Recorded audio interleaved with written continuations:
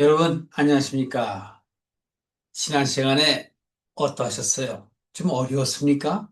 예수님께서 나는 하늘에서 내려온 산떡이라고 말씀하셨습니다. 왜 그런 말씀을 하셨는가에 대해서 지난 시간에 말씀을 드렸습니다만 이해가 안 가실 걸로 믿습니다. 이해가 가신다면 여러분은 하나님의 은혜 안에 있는 것입니다. 예수님께서는 바로 예전 출애굽 시대 때 애굽에서 어려운 삶을 살고 있는 이스라엘 백성을 하나님께서는 그들을 구원해 내시려고 그들을 이 세상에 행복하게 하시려고 바깥으로 끌어내시는 거 아니에요. 하나님께서는 오랜 세월 동안에 기다리신 것이죠. 물론 아담 시대 외에도 바벨론 시대에도 외에도 아브라함 때 하나님께서는 약속을 하셨죠. 하나님께서 나는 너의 하나님이 되고 너희는 나의 백성이 되리라고 하신 그 언약. 그러나 아브라함은 그것이 무슨 뜻인지 정확하게 알지는 못했을 것입니다. 이처럼 성경의 모든 기록들은 바로 은혜 시대의 사람들을 위해서 감춰져 있는 묵시인 것입니다. 신약 시대에 와서 예수님께서 그 말씀을 하심으로 인하여 바로 그 묵시가 계시가 되는 것입니다. 그걸 다시 말해서 우리는 허상이 실상이 되었고 하나님께서 이루신 그 언약이 이루어졌다라는 것을 말씀하고 있는 것입니다.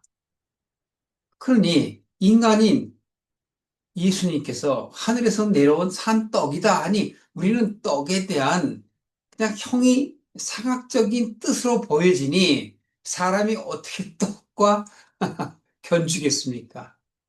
그것은 바로 구원에 대한 이야기인데 우리가 신앙을 갖게 되면 첫 번째 종교 행위를 하게 됩니다. 그 종교 행위 속에서 이제 하나님을 알고자 하는 그러한 마음이 움트기 시작을 하고 자신의 삶을 여러 사람들과 비교하며 하나님께 소망을 두고 살아가는 사람들이 있게 됩니다. 그래서 그러한 사람들이 바로 은혜의 시대의 사람들이다. 이렇게 말씀을 할 수 있는 것입니다. 지난 시간 맨 마지막 절 보실까요? 내가 하늘에서 내려온 산떡이라 이렇게 말씀하시면서 너희들이 이 떡을 먹으면 영생을 얻으리라. 여러분, 우리는 떡, 물론 그 당시는 빵이라고 얘기했습니다만 빵을 먹으면 영생을 합니까? 그냥 살아가는 그 삶 속에서 삶이 유지되는 것뿐 아니겠습니까? 그런데 예수님께서는 바로 뭐라고 그래요? 영생이요. 영생이라고 하십니다. 그렇다면 이것은 우리의 삶을 영위해 나가는 것이 아니고 궁극적인 종국의 구원을 의미하는 것이죠. 그리고 이 떡은 하고 바로 곧 세상의 생명을 위한 내 살이로다. 예수님의 살이라고 그래요. 이 말씀 또한 어렵죠. 그런데 여기서 보십시오. 이 세상으로 어떻게 된다고 그래요? 생명을 위한 살, 생명을 위한 나의 살이다. 그러니까 글자 그대로 여러분들이 보시면 해석이 안 되지만 이걸 기도하고 또 하나님의 뜻을 알고자 하는 마음이 갈망하게 되면 하나님께서 알려주신 거예요. 구원에 대한 내용이란 말이죠. 그래서 영생 또한 마찬가지입니다. 우리의 삶은 유한하지 않습니까? 영생은 무한한 것이잖아요. 그렇다면 여기서 왜 우리에게 그렇게 말씀하시는가를 오늘 이 52절 이후에 말씀을 하십니다. 따라서 52절 보시면요. 이러므로 유대인들이 서로 다투어 가로되 시끄러운 거예요. 예수님이 하늘에서 내려왔다고 하고, 너희들이 이 떡을 먹어야 된다고 하고, 떡은 나다라고 얘기하니 이들이 의견이 분분한 거죠. 왜? 듣도 보도 못한 말이었거든요. 그러니까 그 예수님의 말을 이들은 이해할 수가 없는 거예요. 그래서 이들이 스스로 이렇게 얘기합니다. 아니, 어떻게 살을 우리에게 먹으라고 하지? 그 얘기예요. 그래서 제사를 우리에게 주어 먹게 하겠느냐? 라고 기록되어 있습니다. 따라서 523전에 예수님께서는 그들이 숨거리는 걸 아시고 말씀하십니다. 내가 진실로 진실로 너에게 이르노니 인자의 살을 먹지 아니하고 인자의 피를 마시지 아니하면 너희 속에 생명이 없느니라. 요한복음 1장 4절 기억나십니까? 예수님께서 바로 생명이라 그러셨죠. 1장 4절에 보면 예수님이 나는 바로 생명이라 이렇게 말씀하시단 말이에요. 한번 찾아보시겠습니다. 요한복음 1장 처음에 우리가 봤죠? 그 안에, 즉 그리스도 안에 생명이 있었으니 이 생명은 사람들의 빛이라. 그러니까 이 세상을 위해서 떡을 주셨는데 이 세상은 바로 어둠 상태를 얘기하는 거예요. 그러면 구원받을 자가 하나님을 떠나서 이 세상, 즉 어둠 가운데에 하나님께서 주실 그 생명이라는 거죠. 예수님이 생명이고 예수님이 바로 무엇을 얘기하는 거예요? 영생임을 얘기하는 거예요. 그러니까 이렇게 은유적 말씀을 들으면 여러분들이 이해를 못하게 되면 쉽게 말씀을 드리면 바로 모두에도 말씀드린 것처럼 하나님께서 아브라함에게 그 약속하신 그 언약이 그 당시에는 풀어지지 않았지만 이제 실상으로 오신 예수로 인하여 너희 스스로 구원받을 수 없음을 깨닫게 하시고 예수님께서 구약 내내 이루어져 있던 그 모든 그런 사건들을 풀어주시는 거예요. 풀어주심으로 인하여 이들의 믿음이 생겨나는 것을 의미합니다. 즉, 이들은 출애굽을 하여 율법을 지켜야 되는 것으로 그걸 신앙으로 여기고 살아왔어요. 율법을 지켜야만 되는 것입니다. 그래서 레위기나 민수기나 신명기를 통하여 이들은 열심히 모세오경 습득한 겁니다. 그러니까 이들이 무슨 때만 되면, 네, 물론 그러한 절기를 이들이 따를 수밖에 없었던 것은 그걸 지켜 행하라. 지키지 아니하면 하나님께서는 내 백성으로 여기지 아니하신다라는 그 말씀을 듣고 모세에게 전해 듣고 그들은 지켜나가는 것인데 신약 때에 와서는 그것이 풀어진단 말이에요. 어떻게 풀어지냐? 율법이 바로 옛 언약이라는 것이죠. 예수님의 말씀이 예수님께서 전하는 그 풀어진 말씀이 복음이라는 것이죠. 그럼 율법은 안 되고 복음만 오르냐? 그 얘기가 아니고 율법은 우리로 하여금 죄를 깨닫고 하나님의 말씀을 쫓을 수 있게 하기 위한 수단이라는 거죠. 그런데 이들은 수단을 정형화해서 그걸 계속 지켜야만 된다고 강조하니까 그것이 문제가 되고 오늘날의 교회들도 마찬가지입니다. 그것이 깨어지지가 아니하고 오늘날도 그 율법을 지켜야 한다고 생각을 하는 것입니다. 그래서 구약 시대와 신약 초에 신약 시대 때에 예수님께서는 내가 그렇게 하지 아니하였고 그것은 뭐냐면 예수님이 바로 언약이시고 언약이 실상으로 우리들 눈에 보이는 거예요. 그래서 우리들의 잘못된 생각을 바꾸는 것이죠. 옛 언약을 새 언약으로, 옛 사람을 새 사람으로. 그러니까 이것은 바로 무엇을 얘기하냐면 우리의 사고를 바꾸는 거예요. 우리가 율법을 귀히 여기고 율법을 지켜야만 된다. 그것을 정도로 여겼었는데 율법을 왜 지켜야 하는 그 뜻을 모른단 말이에요. 율법을 지켜야만 하나님께 복종하고 순종하고 하나님께 나아갈 수 있다는 생각을 하는 것이에요. 그게 바로 옛 생각, 옛 언약이에요. 그러면 왜 그때는 말씀을 하셨고 지금은 예수님이 오셔서 왜 그렇게 바꾸셨을까요? 그것은 바로 그들이 율법을 받을 때만 해도 그들이 바뀌어질 것 같은 그런 상황 속에서, 즉 애굽에 420여 년 동안 종노릇을 하다가 이제 자유롭게 되었지 않습니까? 그러나 이들의 육신은 자유로웠지만, 그런 상황이었지만 정신은 안 변했다는 거예요. 그러니까 그 광야 속에서도 다시 애굽으로 가고 싶어하고 이 세상의 것을 탐하는 것들을 표현했지 않습니까? 심지어는 어? 우리를 이 척박한 땅에 불러내어서 우리를 이곳에서 굶어 죽게 하려고 하느냐?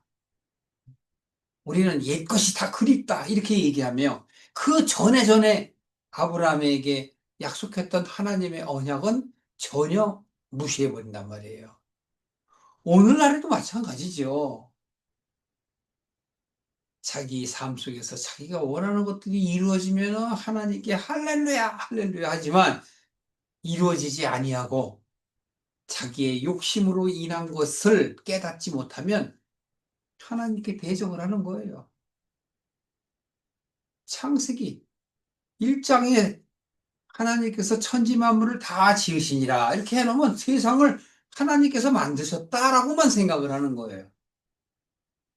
여섯째 날 하나님께서 사람을 만드셔서 그들로 하여 이 모든 것들을 다스리게 한다. 그러면 우리가 만물의 영장이다 이렇게 생각을 하는 것뿐이지 무슨 뜻인 것인 걸 몰라요.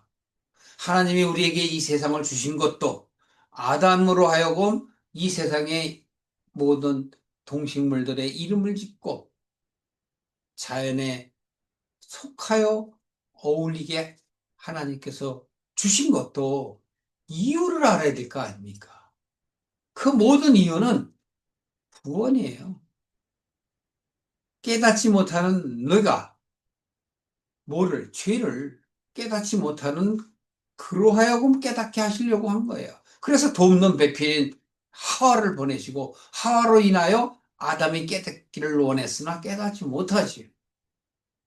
자, 차지하고 오늘의 진도를 나가기 위해서라도 여기까지만 말씀을 드리고 결국은 무엇이냐? 떡은 하나님의 살아있는 말씀을 얘기하는 거예요. 그래서 우리는 하늘에서 내려온 떡으로 말미암아 변화가 되어야 되는 거예요. 내 안에서 나오는 떡으로 내 상황 속에 있는 떡으로 변화가 이루어지지 않아요. 그러니까 여기서 떡은 바로 하나님의 뜻을 얘기하는 것이고 뜻은 하나님의 말씀을 얘기하는 거예요. 그렇다면 예전에도 말씀했고 오늘날에도 말씀하시는 그 말씀은 무엇이냐? 구원이란 말이에요. 내용이 구원이에요.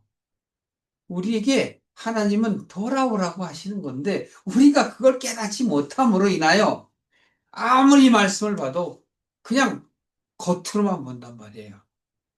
신학적으로 보면 바로 로고스의 성경을 레마로 내가 깨달아야 됩니다라고 말은 하지만 전혀 몰라요. 그래서 이 신약 시대 때 예수님께서 12제자를 택하시고 그들로 인하여 하나님의 말씀을 직접 맞닥뜨려서 깨닫게 하는 거예요. 그 하나님의 말씀이 누구라고요? 예수란 말이에요. 예수님이 그래서 보이는 인간으로 성육신 하셔서 우리와 맞닥뜨려서 우리로 하여금 도전케 하시는 거예요. 자, 보십시오. 인자의 살과 피를 먹지 아니하면 너희의 속에, 아니, 너희 속에 생명이 없느니라. 그러니까 지금 조금 전에 요한복음 1장 4절을 본 것처럼 그리스도 안에 생명이 있으니 그 생명은 빛이라. 어둠에 있는 내가 이 빛으로 나아가려면 그 뜻을 깨달아야만 나갈 수 있는 것이지 깨닫지 못하면 못 나가요. 그냥 겉에 것만 피상적인 것만 보고 안다고 이해한다고 하지만 이해하는 게 아니라 인지하는 거예요. 인지하는 수준이 바로 무엇이냐? 바로 그것이 율법 수준이에요. 바로 구약 시대 때의 자기의 죄성을 깨닫게 하기 위해서 주신 율법을 지켜야 한다고 생각하는 거예요. 그런데 오늘날에 예수 그리스도의 말씀을 깨달은 은혜의 사람들은 어때요? 율법을 지켜야 된다고 생각합니까? 아니면 내 생각이 바뀌어야 된다고 생각합니까? 여러분, 이것이 바로 오늘의 초점이에요. 여러분, 오늘날도 여러분 교회에 가야 돼요? 아니면 하나님의 뜻을 알아야 돼요? 어렵습니까? 간단하잖아요. 하나님의 뜻을 아는 게 첫 번째잖아요. 교회 가는 건 뭐예요? 부수적인 거죠. 그런데 오늘날 우리는 교회에 가지 않으면 깨닫지 못한다고 생각을 하니까 문제라는 거예요. 그래서 그걸 성경에서는 바리새인과 사두개인, 오늘 우리가 말씀을 보는 이들이 예수님께서 내가 하늘에서 내려온 산떡이다 라고 말씀하시니까 이들이 뭔 소리 하는 거야? 그러다가 예수님이 그 떡은 나의 살이요 나의 피라고 얘기해요. 내 살을 먹지 아니하면 영생이 없다, 생명이 없다 이렇게 얘기하니까 이들이 이해를 못하는 거예요. 지금 우리가 그걸 오늘 보는 거예요. 보십시오. 54절에도 내 살을 먹고 내 피를 마시는 자는 영생을 가졌고 마지막 날에 내가 그를 다시 살리리라. 지난 시간에도 말씀드린 것처럼 다시 살린다는 건 뭐예요? 죽었다가 부활하는 게 다시 살리는 거잖아요. 근데 그 죽었다가 다시 살리는 건 바로 우리가 육으로 부활하는 게 아니에요. 내 생각이 죽었다가 다시 사는 거예요. 그것이 창세기 때 선악과를 먹고 죽은 거예요. 근데 겉은 살아 있잖아요. 오늘날도 부활을 그냥 내 육체의 부활을 생각을 하니 그것이 문제라는 거예요. 제가 여러 번 말씀드리지만 육체가 부활할 수 없어요.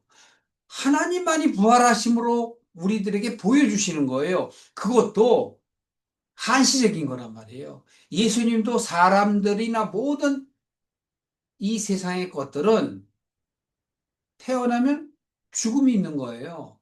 기한이 정해 있어요. 하나님께서 그 기한을 정해 놓으신 것은 우리로 하여금 깨닫게 하시기 위해서 모든 동식물에게도 다 그걸 준 거예요. 왜? 우리 보고 깨달으라고.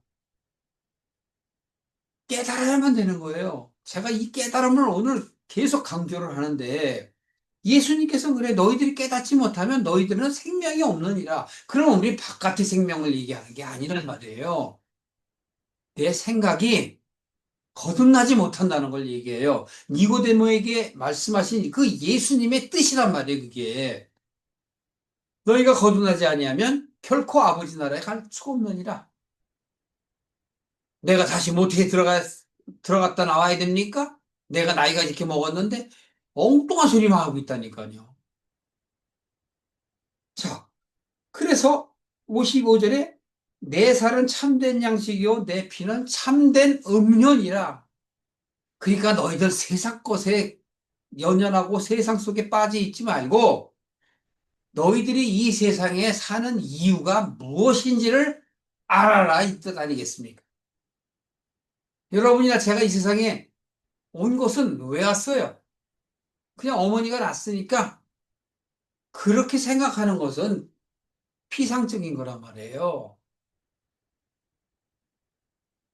사람은 자기 자신의 그 정체성에 대해서 물음표를 던지고 깊이 고민할 때가 있잖아요.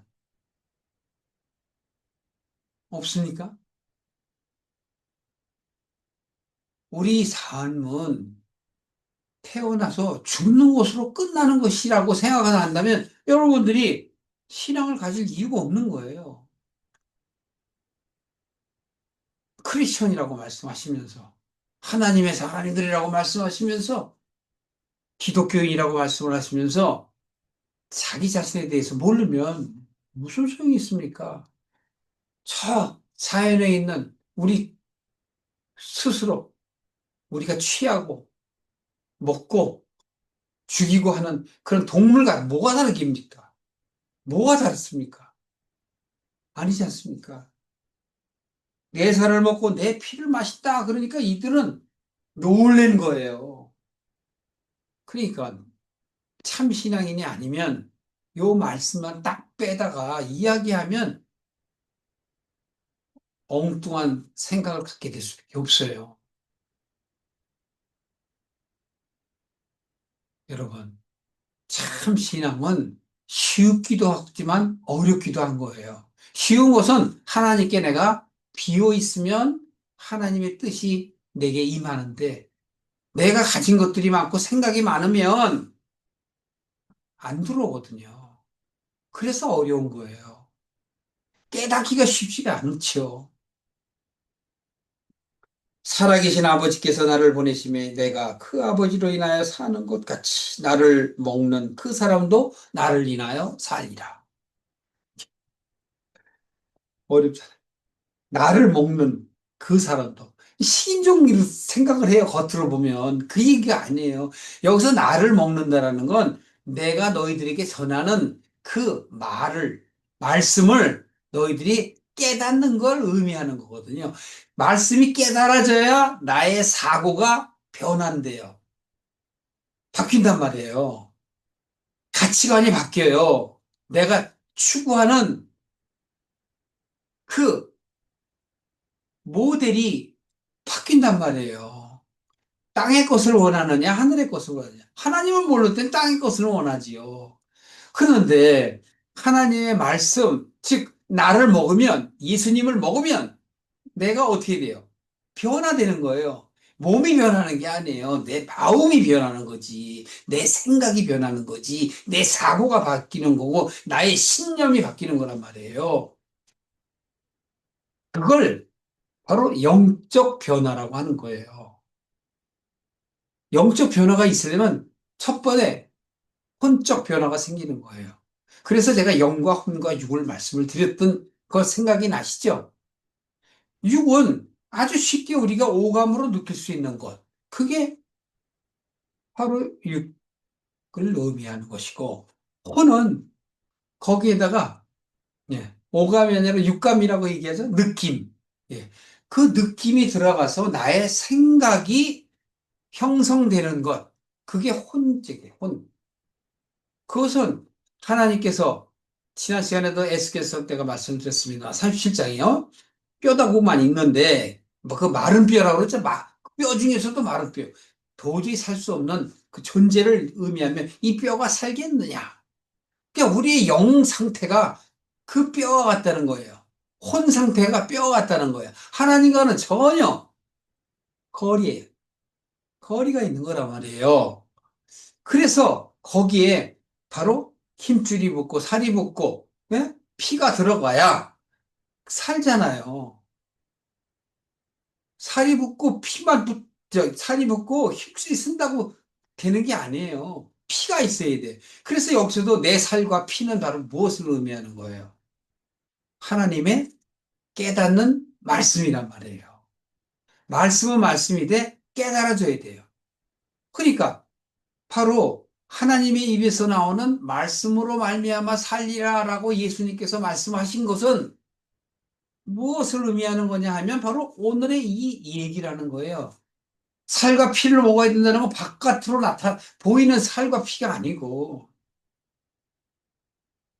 사람의 형태를 이루는 그 살과 피는 예수님이 여기서 말씀하시는 안의 것을 얘기하는 거란 말이에요. 생각, 사고를 얘기하는 거야, 사고. 그러니까 이 바리새인들, 사두개인들, 이 유대인들이 다투어갖고 저 가지고 무슨 말을 하는 거야? 그 얘기를 하는 거지 않습니까? 그러니까 이해를 못해요. 이해를 할 수도 없을 뿐더러 생각을 하고자 하지도 않는단 말이에요. 사도 바울은 이거를 몇 번 얘기해요. 자, 고린도전서 11장 2, 3절에 보면 내가 너에게 전한 것은 주께 받은 것이니 곧 주 예수께서 잡히시던 밤에 떡을 가지고 축사하사 이것은 너희를 위하여는 내 몸이니 이것을 행하여 나를 기념하라. 기념하라가 아니고 기억하라. 내 뜻을 기억하라. 기념하라 그러면 그냥 어떤 형식, 예식을 하는 거잖아요. 제사 지내는 것처럼.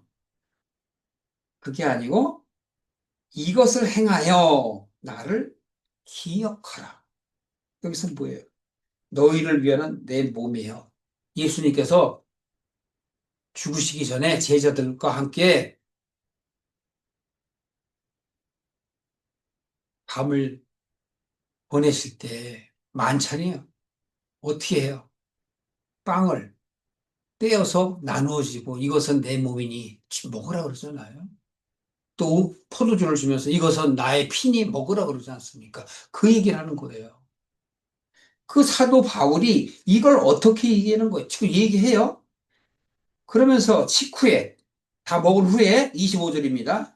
잔을 가지시고 이렇게 얘기합니다. 이 잔은 내 피로 세운 새 언약이니 이것을 행하여 마실 때마다 나를 기념하라가 아니고 기억하라.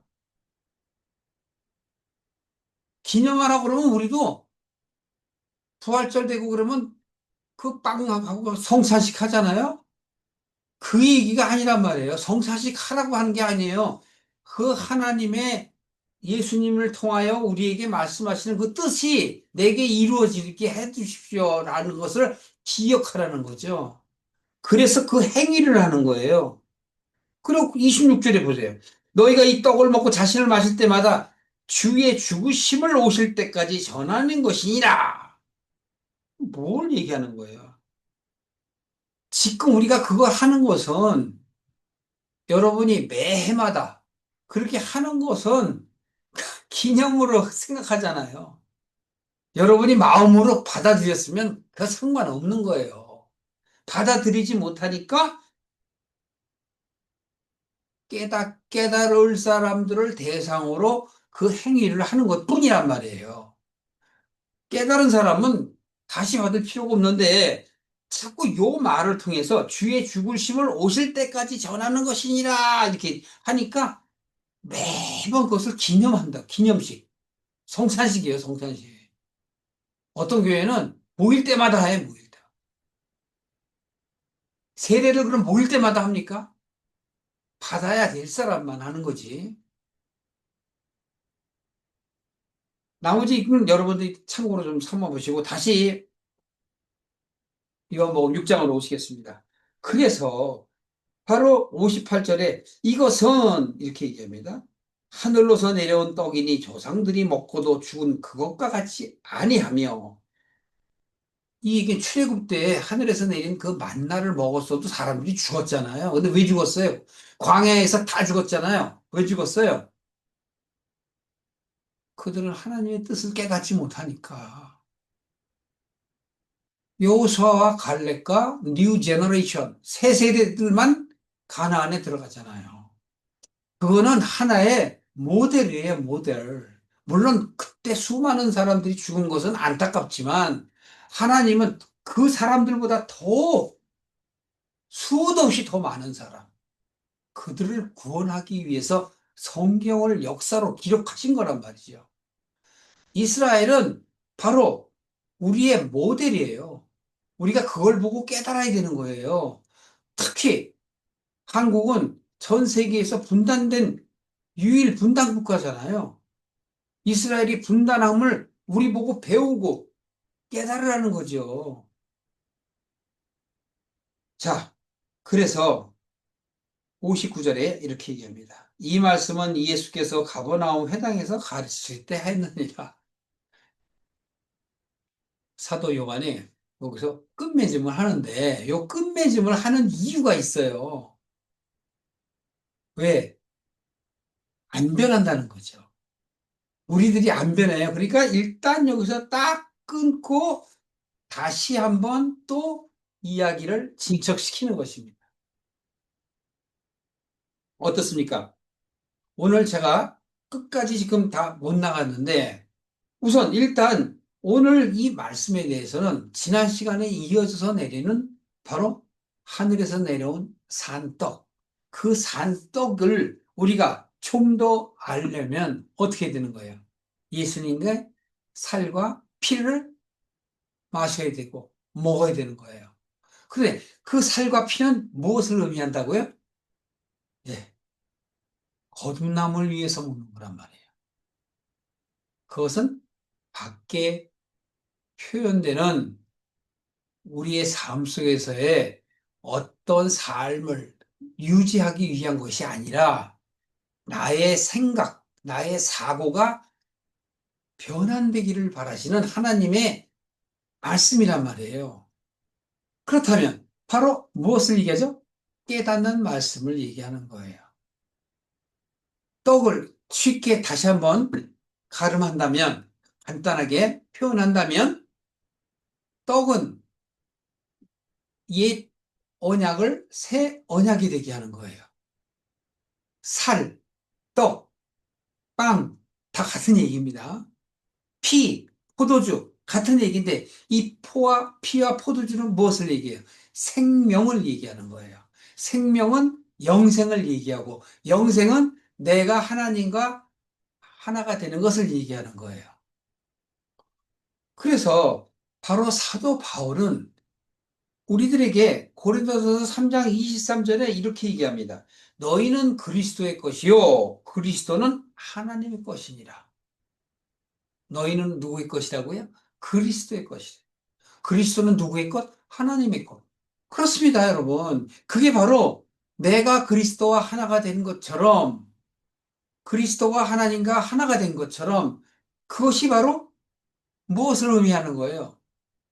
내게 영생이 있음을 얘기하고 내가 하나님께 돌아가는 걸 의미하고 하나님과 함께하는 자는 죽음이 없는 거예요. 그걸 영생이라고 표현하는 거예요. 요한복음 17장 3절에 영생은 뭐라 그랬죠? 참 유일하신 하나님과 그의 보내신 자 예수 그리스도를 아는 것이다 라고 말씀하셨잖아요. 예수님은 요한복음 1장에 뭐라 그랬어요? 말씀이라고 했지 않습니까?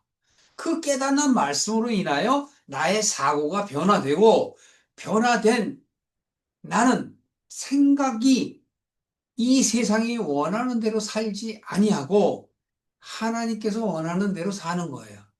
행위를 얘기하는 게 아니에요. 나의 사고, 생각을 얘기하는 거예요. 행위는 어쨌든 간에 상관이 없어요. 목숨이 닿으면 내가 하나님께 갈 때 육이 가는 게 아니고 나의 나의 생각과 영이 가는 거예요. 그래서 그걸 영원이라고 얘기하는 거죠. 오늘 어떻게 이 말씀이 좀 이해가 되십니까? 이해가 되셨으면 참 좋겠어요. 그러니까 예수님께서 하늘에서 내려온 산 떡이다. 예수님이 나의 살과 피를 먹지 아니하면 너희들에게는 생명이 없느니라. 너희가 이것을 먹으면 영생이 있느니라. 이 얘기 다 같은 얘기예요. 내가 하나님께 돌아가는 거예요. 돌아가는 것은 뭐예요? 내 머리가, 내 생각이 하나님께 돌아가는 것이지, 내 육신이 돌아가는 것을 의미하지 않습니다. 그게 오늘 결론이에요. 다음 시간에 마저 이어서 결론을 말씀드리겠습니다. 평안한 하루 되시길, 주님의 은혜가 간에 가득하시길 예수 그리스도의 이름으로 축원합니다.